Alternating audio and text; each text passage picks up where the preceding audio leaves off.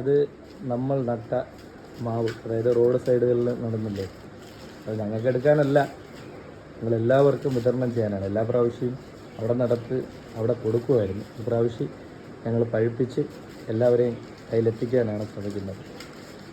എല്ലാവർക്കും കൊടുക്കണം. റോഡ് സൈഡിൽ നിൽക്കുന്നതല്ലേ, അതുകൊണ്ടാണ് പറയുന്നത് പിഞ്ചിലെ പറിച്ച് കളയരുത്. നമ്മളത് നിങ്ങൾക്ക് തന്നെ തിരിച്ചു തരും. ഞങ്ങൾക്കിത് കൊണ്ട് ഒന്നും നേടാനില്ല. ഞങ്ങൾക്കിത് കൊടുത്ത 17,000 രൂപ കിട്ടും. എന്നാൽ അത് റോഡിൽ നടന്നതുകൊണ്ട് നമുക്ക് അർഹതയില്ല. അത് മറ്റുള്ളവർക്ക് പകർന്നു കൊടുക്കാനാണ് നമ്മളെ ശ്രമം. അവിടെ റോഡിൽ കായ്ക്കുന്ന എല്ലാം അങ്ങനെ തന്നെയാണ്. ഇത്രയും വർഷം കൊണ്ട് ഇപ്പോൾ റോഡിൽ നട്ടിട്ട് 10-12 വർഷം കഴിഞ്ഞ് ഇതെല്ലാം നട്ടിട്ട്. അപ്പോൾ അതൊക്കെ റോഡിൽ കായ്ക്കുന്നതെല്ലാം അത് അവർക്ക് തന്നെ, അതായത് റോഡിൽ വരുന്നവർക്കും കാണുന്നവർക്കും, അപ്പോഴും കാണുന്ന ആർക്കാണോ അവർക്ക് കൊടുത്ത് തീർക്കും.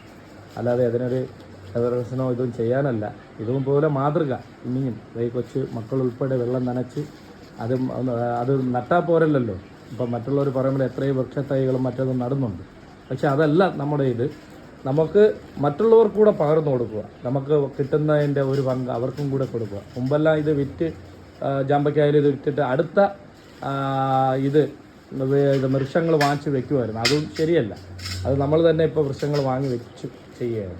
അപ്പോൾ അതുകൊണ്ട് പണ്ട് അങ്ങനെ വന്നതുകൊണ്ട് 10-20-22 വർഷം കൊണ്ട് നമ്മൾ ചെയ്യുന്നത് അത് മക്കൾക്കൂടെ പകർന്നു കൊടുക്കുകയാണ്. അപ്പോൾ എല്ലാവരും സപ്പോർട്ട് വേണം.